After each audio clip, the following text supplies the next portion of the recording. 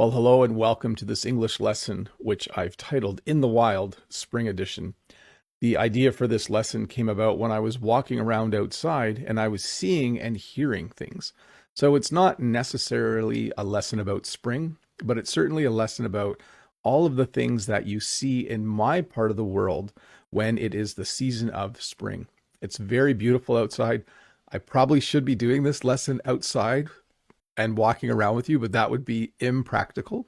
So we'll just do it inside, and I'll teach you a lot of words and phrases that we use in my part of North America in the spring. In the wild, animals or plants seen in their natural habitat. So I wanted to take a minute to explain why I have given this lesson the title In the Wild. It's because sometimes you see things, and maybe if you see an animal at a zoo, that's not the same as seeing it in its natural habitat. That's not the same as seeing it in the wild. So when I was walking outside on my property the other day, I was noticing a lot of things out in the wild. It doesn't mean I live in the jungle or the forest. It just means outside. It's kind of a fun phrase to say that. But I do want to explain that we use it in a funny way as well. We use it when we are seeing a person outside of their normal environment. And it's a very informal phrase. So here's Matt Damon. Someone must have seen him out in the wild and took a picture of him. Students sometimes will use this phrase. If a student sees me at the grocery store, if a student sees me at the shopping mall, they might say to a friend later, "Oh, I saw Bob the Canadian in the wild. I saw him at the shopping mall. He's a real person." So anyways, there is a funny version of the phrase, but let's get to the core of this lesson. Here we go. Weeds. Jen and I are always shocked at how quickly weeds start to grow in the spring. So a weed is a plant that you don't want. When you have a garden, you plant the plants you want, you put seeds in the ground, and then other plants just randomly grow. And they're weeds. We don't want them. They are things that we pull out. I imagine every part of the world has slightly different kinds of weeds. But yes, number one, weeds. And I do want to mention that almost all of the words this morning are plural and end in S because that's how we talk about things in general. I saw a lot of weeds outside. I saw some snails. There were puddles. There were squirrels and wheelbarrows and rakes. Sorry, I'm getting ahead of myself. So you'll notice the singular is, of course, weed. There was a weed, but I'm going to be using the plural for everything because it's how we naturally talk about stuff. Worms. So I went for a walk the other day and it was raining a little bit. And when it rains, the worms come out of the ground. And I noticed along the side of the road, there were a lot of worms. I am not someone who goes fishing. But if I was someone who went fishing, that would have been a good time to collect worms. Now, of course, worms are these wriggly, kind of slimy. Like if you touch them, they're slimy. It's not nice to touch a worm. And they wriggle through the ground. And I think they eat organic matter and they make the soil better. So worms, we also sometimes call them earthworms. Buds. So the trees have buds. Some of the trees have blossoms. So buds are kind of this little tiny green part of the tree before it opens and becomes a leaf or a blossom. So when you walk around right now, there's no shade under the trees. The sun can shine right through because there are only buds so far. There are no leaves yet on the trees. Blossoms. So I'm not sure what part of the world you live in, but there are some places where there are cherry blossoms or apricot trees that have blossoms. Blossoms are tiny, tiny flowers, usually found on a tree or bush, although we use it in other ways as well. But generally, if you were to say, oh, you should go to Washington, D.C., the cherry trees are blossoming. There are a lot of blossoms on the trees. And the cool thing with blossoms is it usually smells really good too when you see a lot of blossoms. It's a fun word to say, by the way, blossoms. Long grass. So I searched and searched for a guy mowing his lawn where he let the lawn go for too long. I would say that's the phrase we would use. He should have mowed this long grass a couple of weeks ago or more. Now he's out there with his push mower. I hope it's going well. But when we see a lawn and we think, oh, it needs to be mowed, we often say that there's long grass. We sometimes say tall grass. You might think that would be more common, but often we will say things like, oh, your grass is getting long. While there's a lot of long grass in the backyard, it needs to be mowed. So one of the things you will see out in the wild at this time of year is long grass. And then, of course, lawn mowers. Let's zoom in on this one. Another picture of someone mowing down some long grass with a lawn mower. Those words are very similar, aren't they? Long grass, lawn mower. So hopefully you can hear the difference there. Again, we call this a push mower. I think in my professional opinion, that's the wrong mower for the job. There are a lot of things I'm not good at. I have a lot of experience cutting lawn, and if I was to cut this lawn, I would be trying to find a much bigger lawnmower. But there are, yes, lots of lawnmowers out there at this time of year. And then puddles.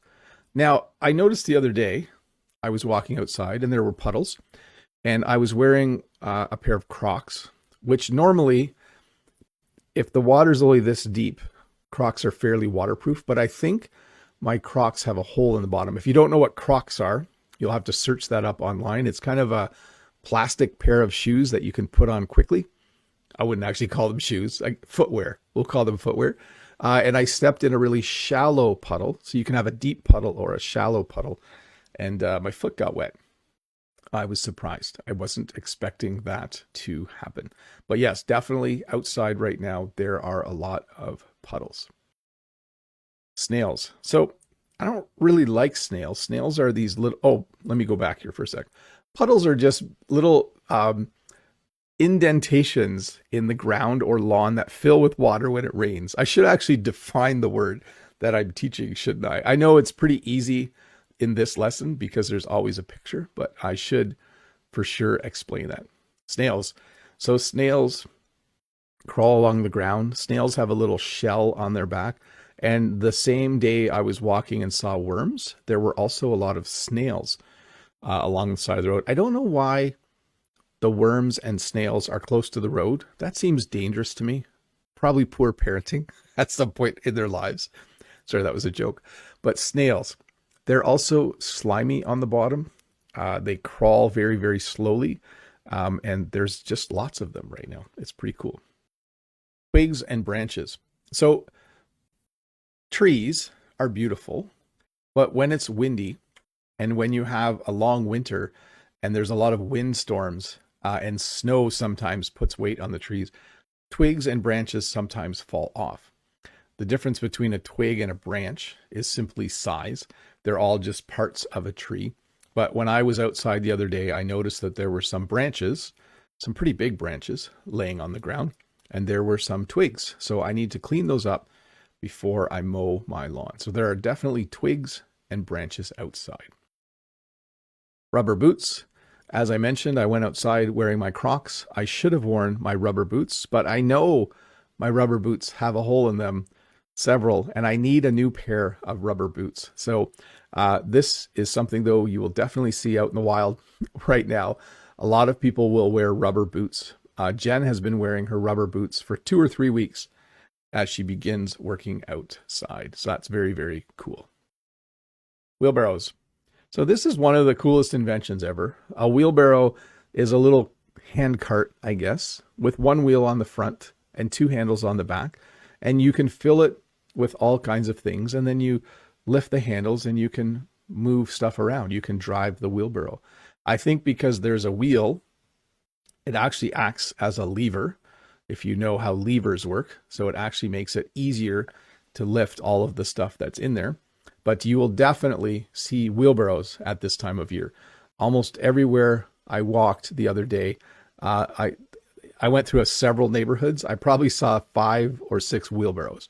So people are cleaning up twigs and branches. People are just outside, maybe moving some soil to a new area. People are going to start planting stuff soon. So definitely there are a lot of wheelbarrows out there. rakes. So another thing you can use in the fall is a rake to clean up leaves, but you don't always get it all done. So sometimes you need a rake in the spring because there's just lots of stuff like leaves that have kind of rotted over the spring. A rake actually works really well to rake up twigs. Don't try to rake up branches. It doesn't work. That's a little bit too hard for a rake.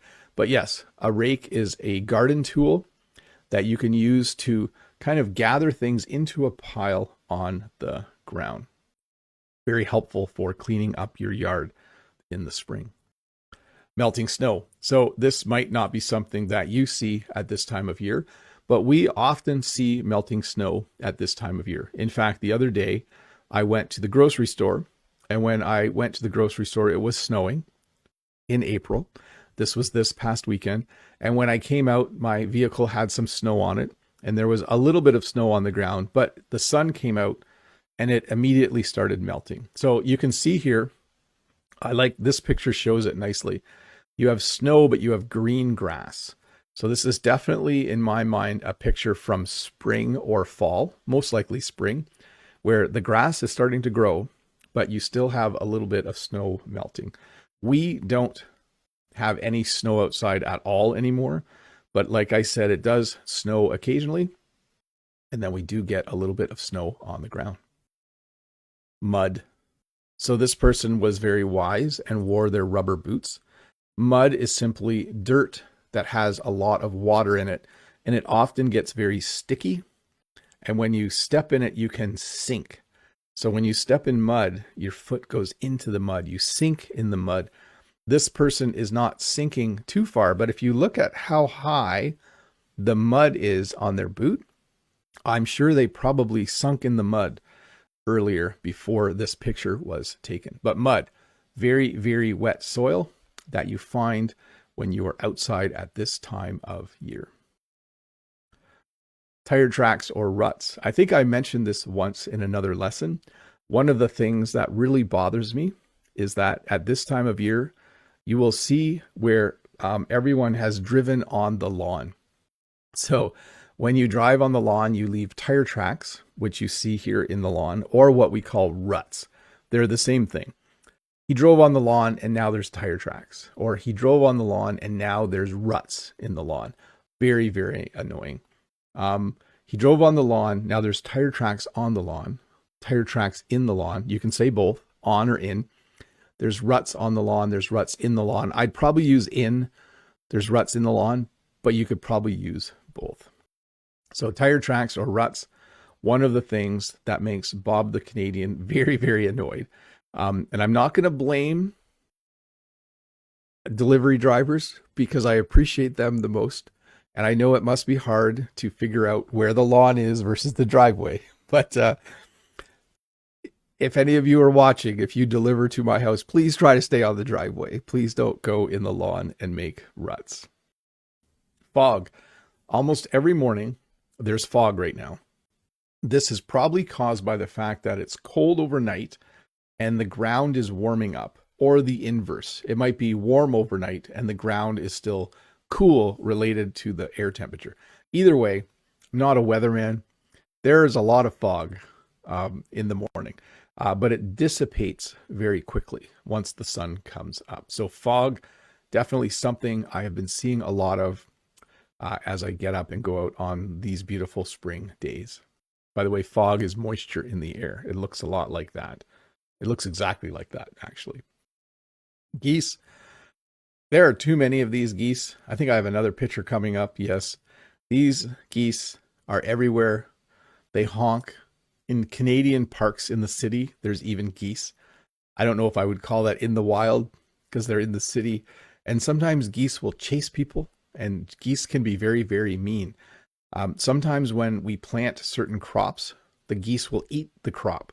And then I have to go out and I put up a little fence to stop the geese. But this year, Jen said I can just fly my drone and scare the geese off the soybean field. We'll see. But geese, this is actually what we call a Canada goose. Some people call them Canadian geese. We use different versions, but it's a pretty normal thing to see in this part of the world at this time of year. robins. So interesting.